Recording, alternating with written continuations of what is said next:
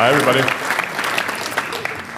So people often ask me why on earth I ever decided to be a professor. And this is usually less flattering when it's a student or a family member. But in general, my friends ask me why on earth I want to be a professor.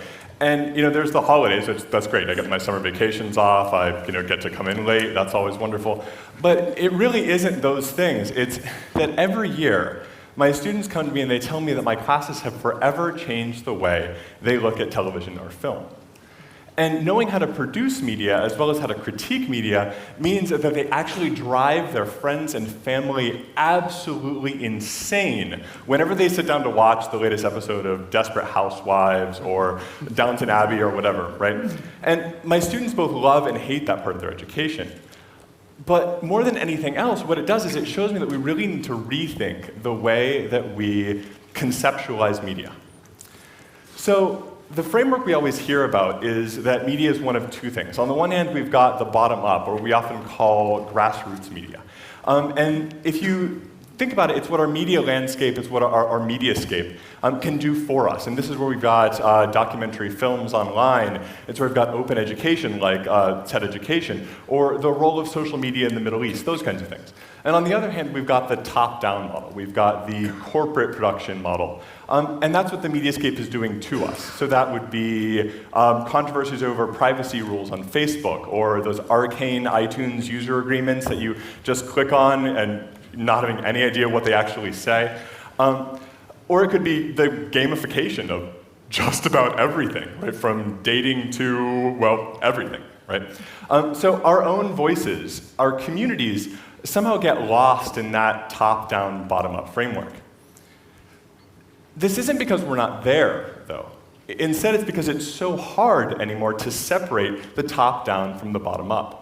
So your local church or your local charity group no longer owns the images it posts on Instagram or on Facebook, right? And the images and identities of celebrities or brands saturate our world more than they ever have before. But at the same time, remember, Justin Bieber of all things, was discovered on YouTube. And your local food truck or your local farmer's market might depend on Facebook or might depend on Twitter to actually compete with the McDonald's down the road. So in many ways, I'd argue that the rise of digital tools in the classroom, in the home, and in the workplace, whether it's Photoshop to make fun of the latest celebrity scandal, or Reaper to make your own music and post it on SoundCloud, or After Effects to make a love note for your spouse, is actually where we find the voices that are shaping what looks a lot like a media revolution. And let me show you what I mean. So this is Elmo, but this is Elmo in a way that you might never have seen him before.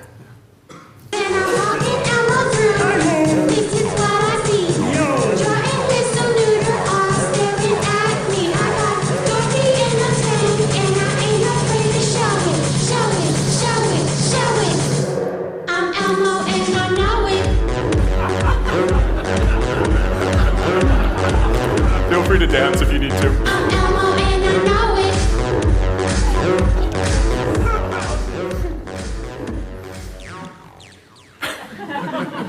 it. You gotta love Elmo, right? Okay, so this might not seem revolutionary to you, but it's what we might call a video mashup or a culture gem. And many of you might be familiar with those terms. It's where elements from different media, in this case we've got the Los Angeles-based LMFAO and the kids program Sesame Street, are literally smashed together to create not only a new whole, but a whole set of conversations. And those conversations are about art. They're about our culture itself. They're about grassroots media. They're about what Lawrence Lessig talks about in terms of copyright law and intellectual property. This isn't just the same old way we used to think about culture and resistance. That would be punk, that would be indie, that would be anarchist bakeries, all those scary things that we're supposed to be afraid of. Instead, it's a constantly shifting and evolving counterculture. And this is actually part of the mediascape itself. In other words, it's part of the mainstream. So in many ways, this is like the internet's version of graffiti. And the story doesn't end there. Nothing is ever simple when you talk about digital culture. So while we've got Elmo, we've also got the original video for the LMFAO song. Yes, I know it starts with the Ron Jeremy. I work out when I walk in the spot. This is what I see.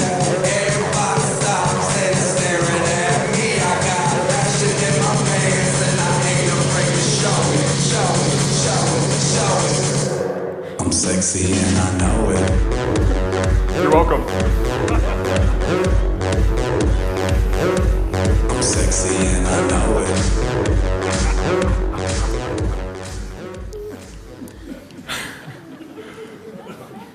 Okay, so this isn't just any videos you can see, it's a commentary. It may be in the mainstream, but it's about masculinity, it's about sex, it's about fame, it's about the streets of Los Angeles. And despite the crazy hair and, let's just call them banana hammocks, shall we? It just happened to also get nominated for a Grammy and make their label millions and millions of dollars. But what does this all mean? Right? If this goes on MTV, why do we even care if it goes on YouTube?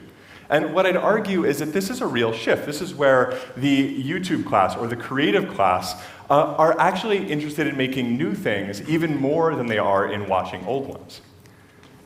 So in other words, the logic of digital culture is really the logic of everything, right? It's that everything is up for grabs. It's that everything is source material. In other words, everything is actually a language. And moreover, it's a language that we own. It's a language that we create, and that we can change at will, and this is being integrated into the mainstream itself. So,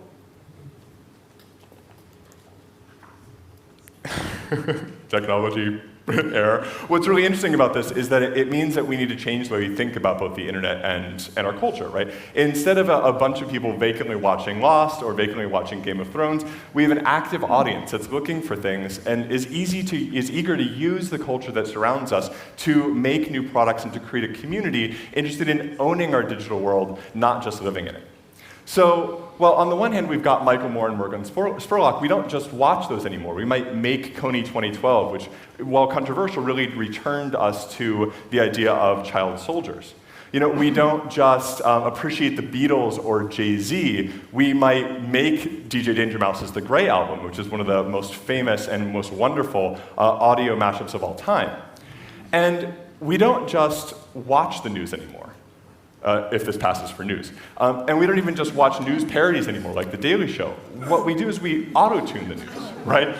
We share our disaffection with the failures of journalism, with the failures of media, and these aren't always perfect, and they aren't meant to be. But what's important is that they represent a shift in the way that media is made, the way that media is shared, the way that, for me, the way that media is taught. In other words, we don't just watch the media anymore, we actually live it. Thank you.